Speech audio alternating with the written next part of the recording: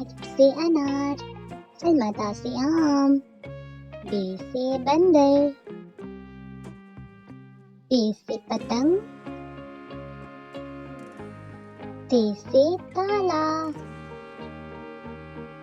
ते से टमाटर, से समर, जीम से जहाज, चे से चिड़िया, हे से हुक्का, खे से खरगोश, दाल से दावत, दाल से डबल रोटी, जाल से ज़ख़ीरा, रे से रीछ, रे से पहाड़, जे से जंजीर, ये से यालवारी,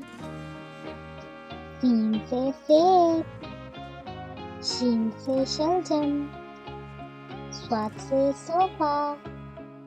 स्वाद से ज़ईफ़, ज़े से तोता, ज़े से ज़ुरूफ़, ऐन से ऐनक, गैन से गुब्बारा, फ़े से फुवारा, क़ाफ़ से कलम, काफ से किताब, घास से गाजर, लाम से लड्डू, मीम से मोर, नून से नाशपाती, वाव से वरक,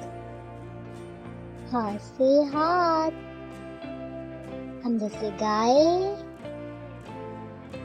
ई से यक्का,